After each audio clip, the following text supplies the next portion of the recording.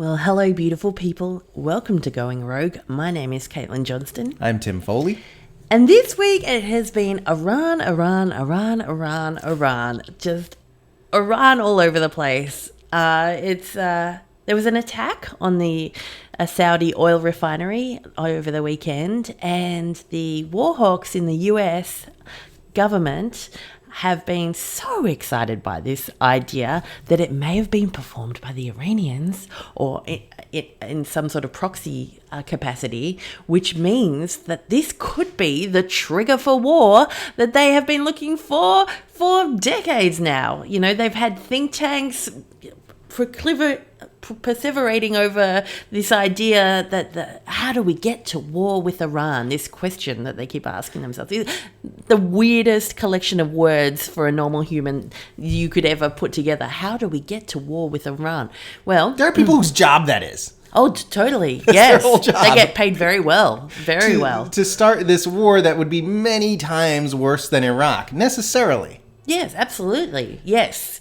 And that's, I think, also what is coming to a kind of head this week as well, where they're starting to understand what war with Iran may mean. Because it was a really effective attack, right? It was a very effective attack. It took out 5% of the world's oil capacity.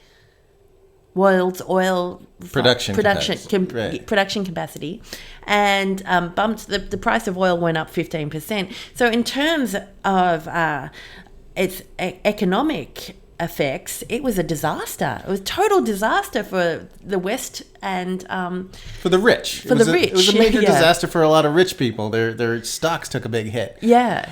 In terms because of, you know, if you think of oil as kind of like the bloodline of all production of rich people, then this was a massive hit for them. So it's a really big and they're difference. running around with their hair on fire like it was, because it was a massive tragedy for them. Yeah, but like we're supposed to want to go to war over that. Right. I don't give a fuck. Because Shell out a no little one extra for died, gas. not a soul died, not an American soul certainly, but not even a Saudi. No, it Saudi hasn't soul. stopped them from calling it their 9/11 though. Yeah, which is hilarious. You guys. Which shows you their priorities. Like, you know, Right. like if it's their 9/11 and it was purely economic, basically, like that. A bunch of black slime from the ground is equivalent to thousands and thousands of human civilians. Yeah, doesn't that show the psychology of some people? Like, you know, that they could be equivalent in your mind. You know, thousands of deaths and just the loss of some money. Like they. So yeah, But I mean, it's also like we see it in Yemen. Like Yemen is this horrible, deliberate man-made catastrophe, which has killed hundreds of thousands of human beings, hundreds of thousands of children, and you never hear about it. You just the imperial media doesn't touch on it at all. It's just this invisible thing, and if they talk about it at all, it's just this. Oh, it's this horrible tragedy. It's, you know, both sides. Who knows? They make it sound like it's almost a natural disaster. Right. The way they talk about it, it's just like, oh, look, you know, war happens and stuff, and we don't know why. Like, oh gosh, Yeah, that you see look at it- those starving kids. Right, Okay, you'll next up, see like quick. a little skinny kid, and they'll do that. Oh, the arms of the angels shtick. But it's totally Western caused and America driven, and yet we've heard so much more about some black slime So much from the more. ground getting bombed than we do about that. Right. Than we do about kids being murdered and this America facilitated Saudi-led war upon Yemen. Now, so because the Houthis in Yemen have claimed responsibility for this attack on the Black Sludge, and in retaliation for the fact that, you know, the Saudis are completely destroying that country in a humanitarian disaster, like, you know, it's been... Well, it has been decades since we've seen something like this on this scale. Cholera, like The worst cholera outbreak of all time. Ever. and something like 1 million children, you know, like in starvation at risk. Yeah, at risk. And it's because the Saudis deliberately target their food and water infrastructure and cholera treatment plants, which is a war crime, obviously. Yeah. So the Houthis are saying, yes, this was us. They're claiming responsibility. We did in fact bomb your oil refinery, but now the US media particularly doesn't want to go there. Like, there's several reasons why they don't want it to be the Houthis. And one of them is narrative control. Because if you start looking Yemen's way, you will start uncovering like a truly hideous face of what the US military is doing in combination with the Saudis, or what the US military industrial complex is doing by giving the Saudis arms that are being used in this horrific conflict. Yeah, and it totally cripples the narrative they've got going on, because this, with the Trump administration especially, all we're ever hearing about is, oh, they arm the Houthis, oh, they arm Hezbollah, how horrible that they give weapons to these militias. That's such a horrible thing. And yet they're funneling weapons into Saudi Arabia, which is just ISIS with an air force. Right. Yeah. ISIS wearing a crown. It's not. It's much worse. It's a much worse thing to do if you look at Yemen. If you look at the things that they are doing to Yemen, let alone Saudi Arabia's subsidizing of terrorism around, which is actually a lot worse than anything Iran does. But the things Saudi Arabia does by itself, officially, like their overt actions, are much worse than anything Iran is accused of doing. Right. So, I mean, we still don't know if it was the Houthis. We don't know if it was drones. We don't know if it was cruise missiles. We don't know if Iran was helping the Houthis, or if, in fact, it was the Iranians themselves, which is something that the US has been trying to push. There's very little evidence in any way about that. There's some pictures of satellite pictures of what occurred. What we do know is that it was an extremely effective attack, and and I think what we're seeing now is the US administration actually have to take a step back. I mean, of course, there are people like Lindsey Graham who just can't wait to nuke them. Like, their whole life has been pointed towards this actually happening, and this is their moment. There's time to shine.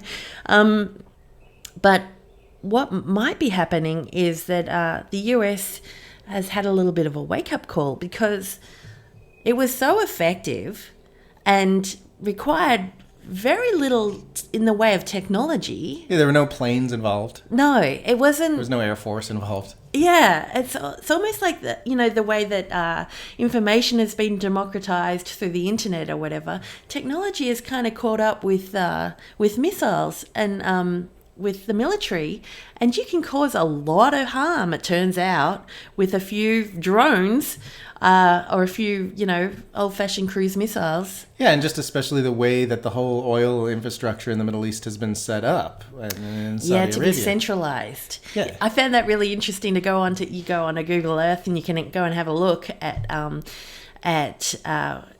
now I'm going to try and say it. It was Abaqaiq or something. I have no idea. I don't know either. But anyway, the Saudi Aramco facility, the main facility they have, is it's very centralized. They have a few different little facilities dotted around, but the main one, the one that they attacked, is massive.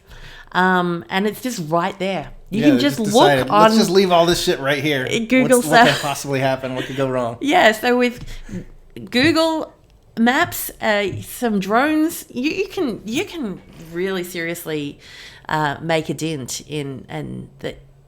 And the US has always kind of felt that it's, with its massive military capacity, it didn't need to be worried about like pushing countries to any sort of limit. There was no real limit because, we've just got a much larger army than you and a lot more technology. This is kind of like put the moz on that a bit.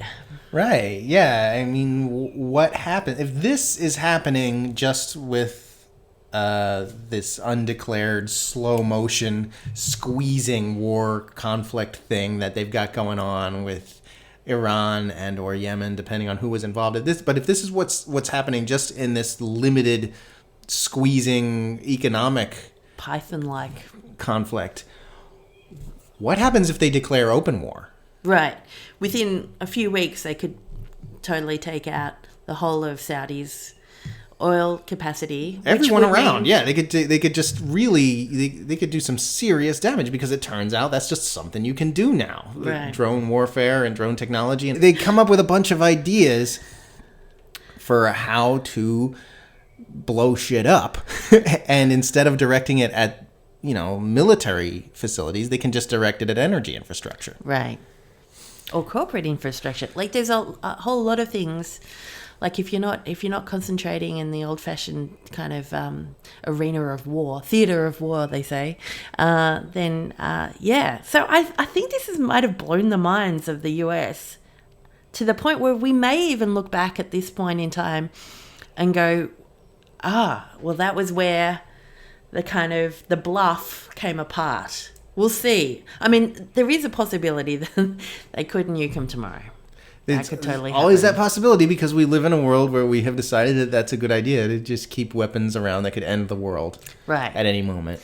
Well, Bolton's replacement has come in, so and apparently they're calling him Bolton Light. The American Conservative coined that. This is a Bolton Light. Robert O'Brien, his name is. Yeah, we don't know a whole lot about him other than he's like a Romney guy, kind of same American supremacist, sort of neoconservative ideology where the U.S. should dominate the world at all costs, but probably hasn't threatened anyone's kids in order to start a war. Yeah, so that's the light bit. Yeah, no, things are going kind of bad when you hear Bolton Light and you're like, oh, thank fuck. Yeah. That's so much better. Yeah.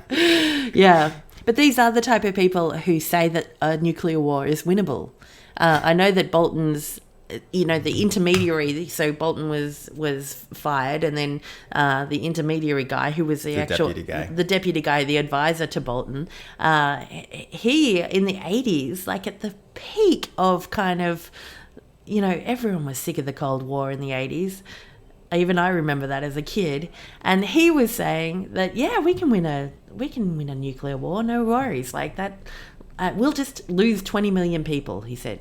Just 20 million. He thought that was pretty good. That is a line from Dr. Strangelove. Like I think that's like a verbatim line. Right, yeah. I would have to double check it, but I'm pretty sure that's very similar to that war room scene. Yeah, well, this is a psychopathic sort of like thinking that, the classical, he said we could win in a classical sense, and that it's just a matter of physics. Yeah. Well, yeah. Yeah, it is. Yeah, winning a nuclear war is definitely a question of physics. Like, how do you hold all those human atoms together after they have been hit by a nuclear bomb? Creepy fucks. They're so gross. But yeah, they're nobody really gives a shit. They're no ordinary people. It's they have been pushing. You mean about this? The Iran and the Saudi oil bombing? Right. Yeah, no, they don't. Well, why would they? No one died. It's only rich people who took a hit. Right. It shows how badly they can attack energy infrastructure and cause rich people a great deal of inconvenience. Yeah. And causing rich people convenience is the whole reason wars happen in the first place, pretty much. Right. But also, like, they have been selling this Iran war ever since they pulled out of the Iran deal. They've been trying to manufacture consent for it while saying, we don't want war, but also those guys need to go. But we don't want war, but these guys. They've been talking out of both sides of their mouth for a long time in order to get people fearful of this nation on the other side of the planet that doesn't actually pose any threat to them. They're a regional power. And it has not worked. It's consistently failing. It's consistently falling apart. Yeah. And all they've got to offer is, well, what about our oil? What about our black slime? What about they broke our toy plane? You guys, we need to go to war. They broke our toy plane. Well, Pompeo is saying, it's an attack on America, which was literally a couple of months ago a headline in The Onion. Right. They had John Bolton saying it, Yeah. saying an attack on oil tankers is an attack on all Americans. Now Pompeo is just saying it. The turnover rate for Onion article to normal news article is getting smaller and smaller. Yeah. And it's not even a parody anymore. It's just the thing that is happening. Right. And it feels desperate to me. It feels like desperation. Right. Yeah. Well, so Iran they're the main what we call non-absorbed government in the region, in the Middle East. They're not in the blob yet. Yeah, there's this imperial blob. It's just like the movie The Blob, where it's always trying to absorb. We're very people. scientific in our analysis, like mainly movies. Right? Yeah. No, it sucks. The goal is to just suck people up, because if the imperial blob can absorb a nation into its fold, then it gets that much stronger. It gets that much bigger. It has that much more allies, that much more geostrategic dominance. And they've been pushing at Iran this whole time, but Iran is pretty wealthy. They've got a lot of natural resources at their disposal, and they've got a really strong sense of themselves. They do seem to, and even it's an ancient culture. Yes. The Persians. So they're like, they don't seem to be able to wedge either politically. There doesn't seem to be too many fault lines inside the Iranian political structure. So they haven't been able to kind of soft coup them either. Right. They've been extremely loyal to each other. Yeah, and they get more loyal the more aggressively the Americans push on them. Right. So this is they've just had a lot of difficulty with that. And as a geostrategic location, it's vital, really, to the Middle East and the way the Middle East functions. So, it's the crown jewels. They want to get that so bad. So bad. They dig in it so bad. Lindsey Graham, when he's on camera now, he's just like drooling. He has to wipe drool away from his teeth. This is it, you guys. We're gonna get him right. We're gonna get him. We're gonna go in there and get him right. It's hiding his erection. But you can basically understand all U.S. foreign policy and all of the foreign policy of its allies pretty much, almost, just by understanding that this whole thing is just an empire trying to absorb more and more bodies into its fold. Yeah, and I think that's come out into the open, I think, this week more and more, hasn't it? Marco Rubio is threatening the Solomon Islands. Right. They shifted from their alliance from Taiwan to China. And as a result, Rubio's acting like it's a secession. Yeah. It's like Texas leaving or something. He's all like, yeah, well, we're going to hammer your economy. We're going to cut you off from the dollar. Yeah. It's like, it says so much, because as an American, what I learned in school was that there are all these different countries and they're in charge of their own governments, and we each do our thing, and America is a country and it's just a normal country and it does its own thing, and then England's over there and China's over there and they do their own things. But when you actually look at what's going on, it gets treated by the people who are actually running things as a single nation or as a single empire. Right. Yeah. And they're loyal to each other in the same way. They're loyal to money in each other, to their usually just business interests as well. Like it's not particularly, it's not national at all. No, it's basically they figured out that they can make a lot more power and control a lot more human beings if they're all moving in the same direction. Right. And the only time they run into a speed bump is in something like Iran, where they're like, hey, come and run with us. We're all running this way. We're all going to start bulldozing this way. And Iran is kind of just like, nah, we'd rather just kind of do our own thing, because then if we join you, we won't be in charge anymore. And we kind of like being in charge. We like doing our own thing. And then we get wars and conflicts and stuff, because it's disobedience. That's all U.S. foreign policy basically is. It's rewarding the obedient and smashing the disobedient. Carrots and sticks. Yeah, that's how they do things. They use the carrot of military alliance and economic alliance and the stick of economic and military warfare in order to extract compliance. And so with the Solomon Islands, moving from Taipei to Beijing, I've also noticed in Australia too, there's been, we're such a loyal lackey to the US empire. Yeah, but there has been some dissent even this week because there's been at least a sense in Australia that we try and straddle between, because China is of a great economic importance to us. So they're trying to kind of manage that as well. Right, and there was a lot of talk about that of former Prime Minister Kevin Rudd, right? He was all about the pivot to China. Right. Which would have drawn a much bigger reaction, I think, but of the same sort as we're seeing with the U.S. government and the Solomon Islands today. Yeah. It's like, it's like the guy that you're going out with and he doesn't seem to give a shit about you until you say, I think it's over. And then he throws a shit fit. Right, yeah. At this point, I think a lot of the absorbed governments within the empire kind of just stay in compliance as much to avoid pissing off America, right? As they just don't want to piss them off. It's not necessarily even that they're getting a whole lot out of it. Yeah, well, like the U.S. economy is, it's kind of a shell of an economy. It's like it's more made of narrative than it is made of actual trade. It's whereas the Chinese economy, like, it is, they're basically the factory of the world. They're the manufacturing center of the world. They put their billion people to work and they make things that go everywhere.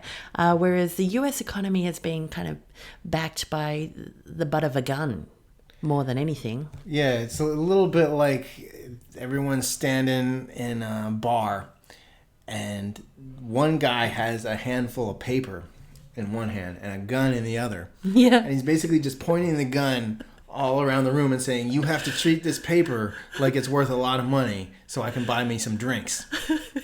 And everyone's just kind of like, all right, man. All right, yeah. But this is a really tense situation and anything could go wrong. There could be an earthquake or something. He could point his gun away from the wrong person and then, the dude in the Russian fur hat might tackle him or whatever. Yeah. That is the petrodollar, isn't it? It's a very tenuous setup that they got going on. Yeah. It's entire narrative. It's bluff. Yeah, and everyone just is expected to treat it like it's a certain thing, and if they don't, then they'll get attacked. Right. I mean, money in and of itself is a story. So it's, to say that some money is more real than other money is not, like, you're getting into some pretty philosophical territory there. Right, but there's a difference between money that's backed by, things like natural resources or work, labor. Yeah. Right, or even raw military power. If it was just raw military power, that's a backing. That's technically an actual, real, tangible thing. But with the U.S., it's really, when you get right down to it, it's just narrative. Right. And the cool thing about it just being narrative is that people can change the story if they want. That's what we would like to happen, isn't it? We're trying to change the story, see if we can get things mixed up a little bit. Right. I think we've kind of finished on that. Do you want to do a question? Well, I wanted to talk a little bit about how, so the U.S. is saying it's Iran. And we're all just expected to believe that without any evidence, which is the stupidest thing anyone can possibly do in a Well, they've done that thing. world. I love this. This is my favorite American trick, is that they show a satellite photo and then they say, there's the evidence. And, like, they hope that you just feel like you don't want to sound dumb and don't want to ask questions. Like, well, why is that evidence? I'm sorry. Like, what am I looking at here? Like, don't ask questions. There's the evidence. If you don't understand it, you're stupid. Yeah. Well, if you look at it, there's nothing in there that actually proves that it was Iran. But like, they'll try to shift the burden of proof, won't they? Like Pompeo will say, there's no proof that this was the Houthis. Yeah. Because there's no proof that it wasn't. If you are trying to manufacture consent for military aggressions, then it is your job to prove to us your positive narrative. Right. That's the burden of proof is on you. Ever since Iraq, the burden of proof is necessarily much higher than it would otherwise have been. And they haven't come anywhere close to what would be acceptable in a pre-Iraq invasion world, let alone a post-Iraq invasion world. Right. But even if it was Iran, this is the point I wanted to make. Yeah. Even if it was Iran, so what? That's so big fucking deal. It would still be America's fault. All this would be Iran acting as a result of being cornered economically, and a lot of people think that this is what it was. This is the result of Iran being backed into a corner economically with crushing U.S. sanctions and attacking America's, the empire's imperial interests in Saudi Arabia in retaliation for that. And attacking them very effectively. Right. See, and I think that's why there's disagreement. Like there have been a lot of people rushing in, the chiefs of staff especially, but like saying, hey, let's just hold up a second. Let's not rush to conclusions. Let's find out the evidence, etc. Which is very, I find that very well mannered for the American government. So there's something going on there, and I think it's because they've realised that. I think that it was that if it was them, then they've shown themselves up to be something that you don't mess with. Right. Yeah. They could, like we were talking about, they could take out the whole energy infrastructure. But yeah, it would just be, sanctions are war. Right. Economic sanctions are an act of war. If any country were doing to America what America is doing to Iran, it would be full-scale hot war that day. Right. Immediately. And there would be no question about it. Yeah. That would never be tolerated. And Iran is being subject to those acts of economic war. So if they are retaliating in this way, then that's just them responding to U.S. aggressions. Iran was in full compliance with the Iran deal, with the nuclear deal. It was ticking along fine, and it was America that pulled out at Israeli urging and a few, Saudi urging as well. But it was America that pulled the trigger. It was America that started this. So you can't expect to just squeeze someone and squeeze someone and squeeze someone and squeeze someone and not feel a little squeeze back yourself. Yeah. That's just normal. And I think it's important to emphasize in this narrative matrix that we're in, to avoid confusion, that even if it was the Iranians, big deal. America should still end the sanctions and get the hell out of the way and mind its own fucking side of the planet. For God's sakes. Yeah. So far away. Very, very far away. Yeah. So, yeah. Anyway. You know what I was just the Republicans. They're so funny. I just find them so crazy. So they've been all over the news with all of this, Iran stuff. I just find it really fucking weird that there is a party. There's only two parties in the US anyway. There's only two parties. And one of those parties tries to sell itself. I mean, successfully tries to sell itself. People vote for them on saying, we will take away your benefits and we will go to war. No free stuff and more war. And people vote for them. They win That's elections. Their whole platform. We're going to take away all... You pay us taxes. Yeah, no problem. But we're going to... You will not get anything back from them. And we will use them... funnel that right into killing strangers on the other side of the world. Yeah, into just sending your youngest and brightest over to the other side of the world to kill other people. Also, we'll let rich people dump poison into the ocean. Oh, yeah, we like that too. That's important. That's a seller. That's a real vote winner. That's but it is. Pretty much the vote winner. I don't understand. Well, it's just how bad are the Democrats that they can't beat that? Oh, well, all they've got is, look, We won't do that. Okay, that's a lie. We probably will do that, but we will say that we won't. We'll at least have the decency to lie to you. Yeah. We promise we'll lie to you. But at the end of the day, in the fullness of time, we'll probably have to get around to doing that exact thing as well. But look, we'll use all the correct pronouns at the same time. You'll feel very good about yourself when you do it. We promise. Yeah. When we invade Iraq, it will be for women's rights. Yes. And to end tyranny, you'll be anti-imperialist. Yeah. That whole pro-NATO wing of the far left, the weird. Yeah, I'm so funny. Far left that I'm a centrist people, but they will love it. Yeah, they're very, very strange. And then they say, all right, so you go, well, surely there's a third party. Oh, no.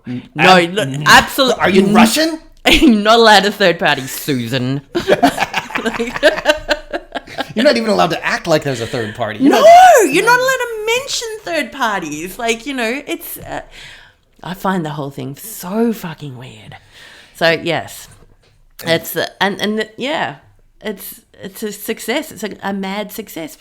Regular people think, yeah, I really don't want benefits and I do want more war. Where do I sign up for that? That's how effective the propaganda machine is. That's what we're up against. Right. It totally twists. This is the way that narrative can totally twist your story so that you are actually hurting yourself. You're sabotaging yourself all the time for good feelings and just avoiding cognitive dissonance. Right, yeah. Basically. Yeah. A lot of it boils down to what's cognitively comfortable. We select for cognitive ease, and believing that our clique is in the right is often enough to get us to believe the stupidest fucking shit in the face of overwhelming evidence to the contrary. Yeah. All right, let's go to a question, do you reckon? Yeah. Okay, this is from Danny on email. Hey, Danny. Hey, Danny. Danny has some awesome ideas as well. So thank you for them too, Danny.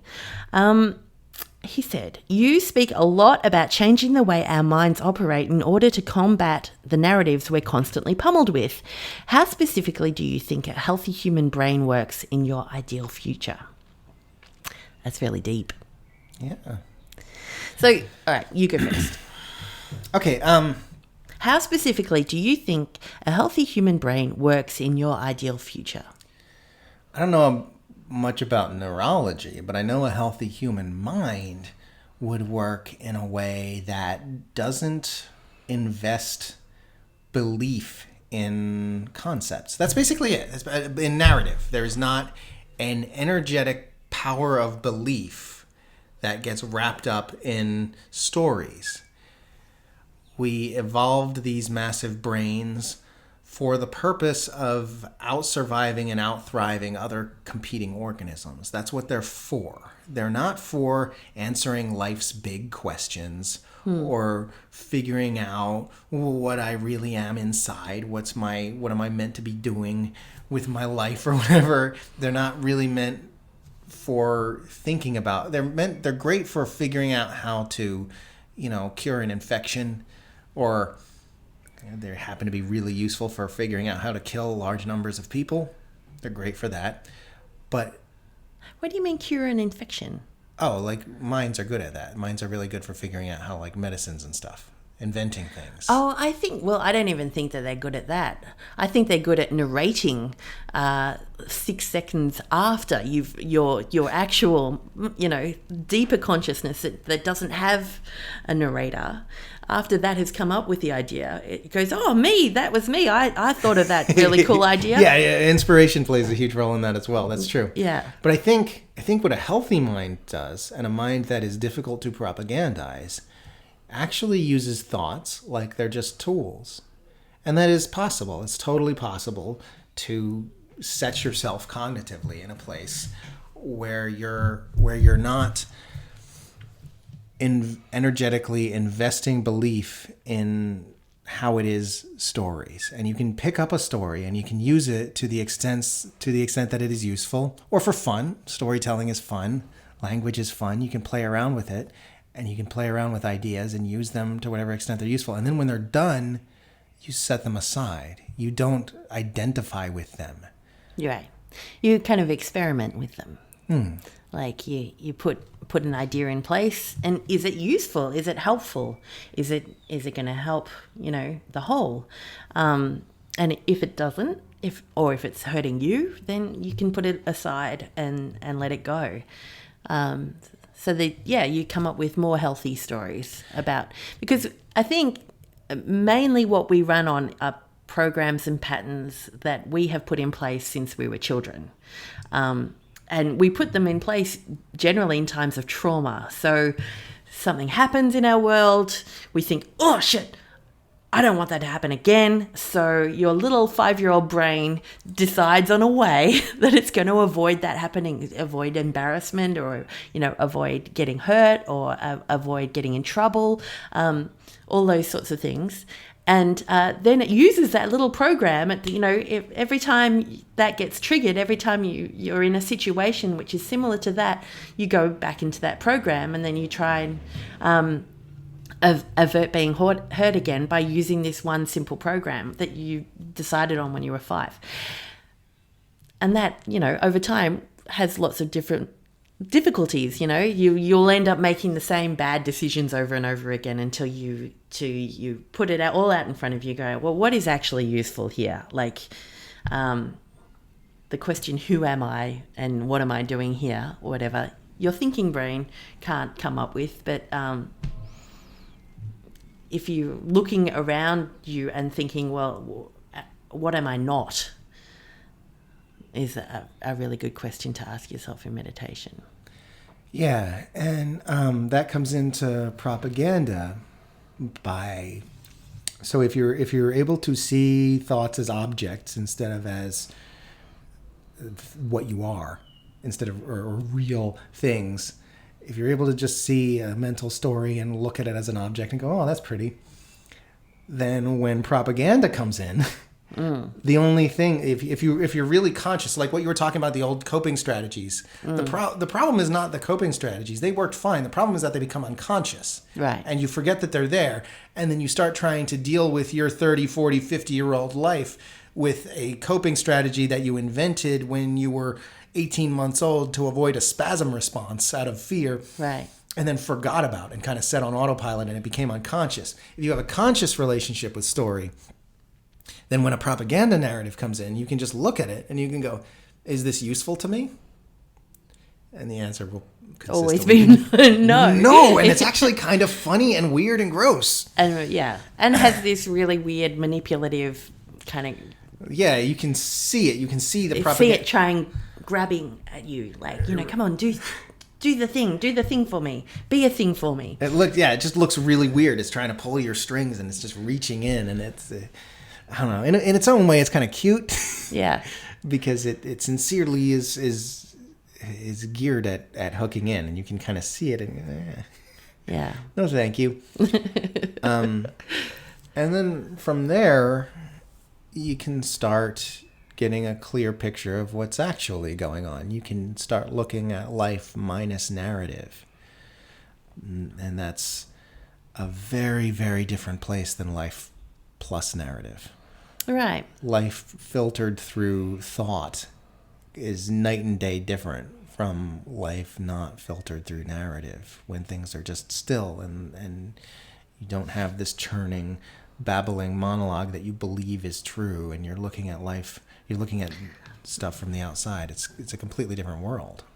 Well, it's like having a screen on all the time in front of you, isn't it? It's like looking at your phone all day, every day, when you're totally fixated on your thoughts. So when that's gone, things just get to be as they are. And of course, the screen will turn back on. It's an ongoing process. It's not really, yeah. And it's still never there. Kind of, you might need it. There's stuff you need it for. Right. You need your phone sometimes. Yeah, that's true. Yeah, but So and then while you're looking at the world through this kind of much more natural way, like without the kind of screen of a mental narrative crossing it, you may look into the eyes of someone else who is also looking as well, and have a real connection with them, a real conversation. And I think that's when things are really change, when we start having relationships with each other that where there's an earnest, sincere desire to be as truthful as possible with each other and to be as free of manipulation with each other as possible, and as humble as we can be when it does come up, which of course, it does. The more you fall in love with someone, the more you get scared.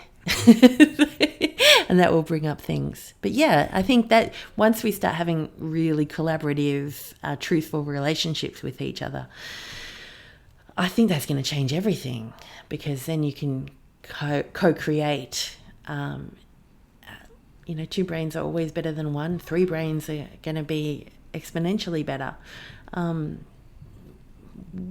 think that's when real miracles happen, and we can really start making beautiful things that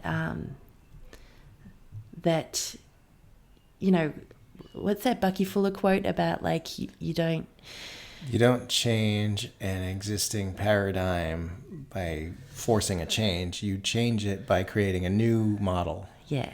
That is more appealing, or something like that. Something like that. We need to create a new model. I think that will happen naturally. We're also, it's almost like the way the propagandists are getting more and more ham-fisted, it's almost like they're shoving us towards it at this point. Well, I always found that kind of, like, especially when I really started to wake up to this thing, it was like, wow, you can see I'm looking at you, and you can see that I can see exactly what you're doing, but you keep doing it. I just couldn't believe that they kept doing it. But of course you're going to keep doing it. When that's your only tool, you've got to keep using the tool. So, manipulators are the cool thing about them is they're so predictable. They're like computer programs. Yes. They just do the same thing over and over again. And the reason they are able to manipulate is because they think everyone else is a computer program, and they set up these manipulation strategies, which are built around our fear habits and stuff that we tend to have in common, and our cognitive biases, the little glitches in our system.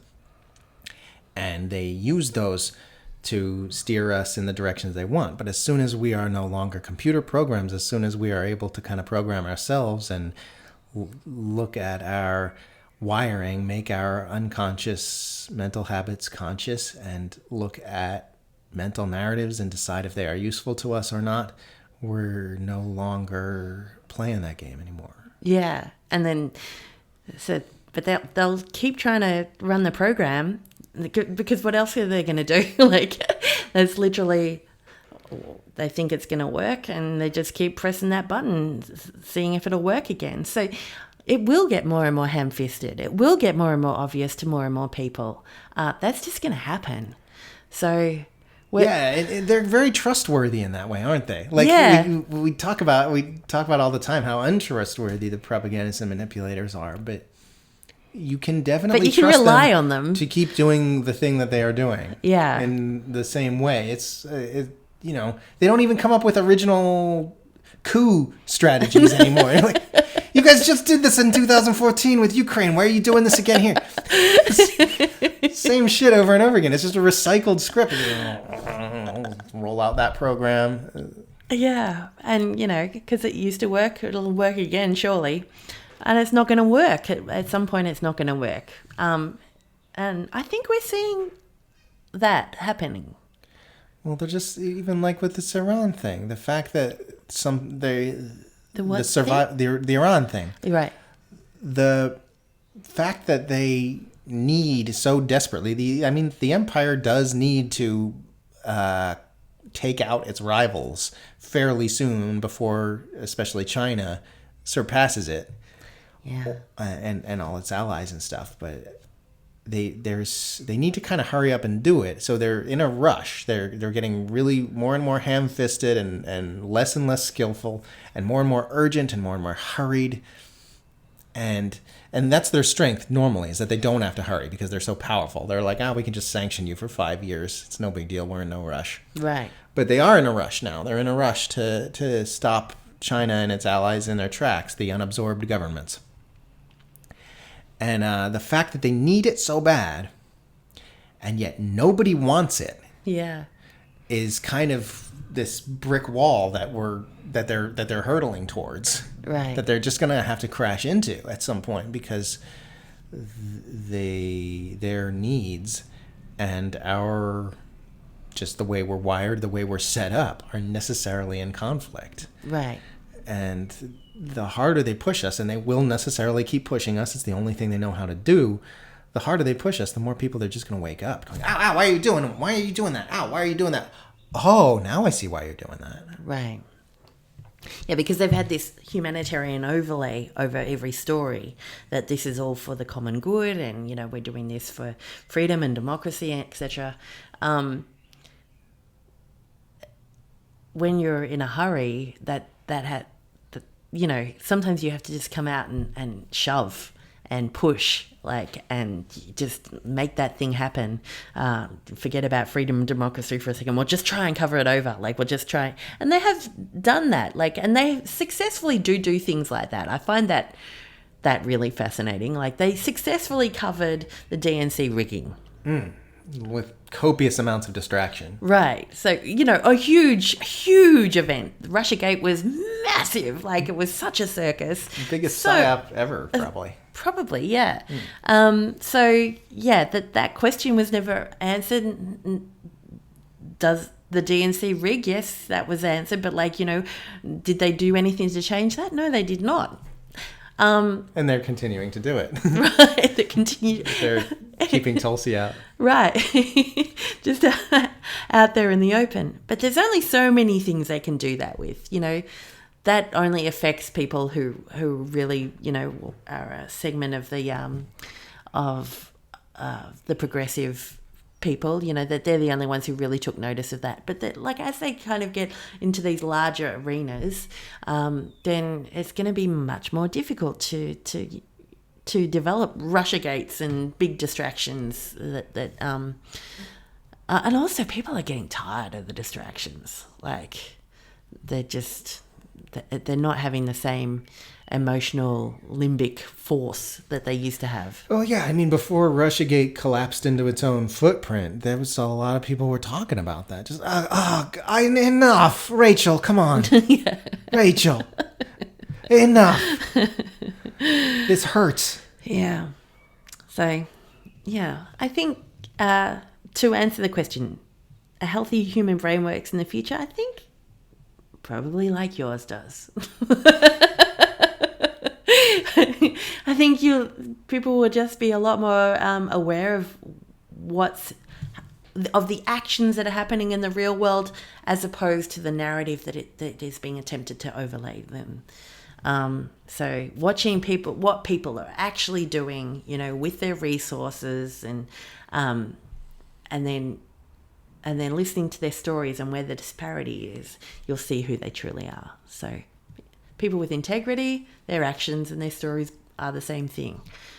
People with no integrity will say something and do the other. And I think that'll just become more and more obvious over time. Okay, well, I think that's good. I think so too.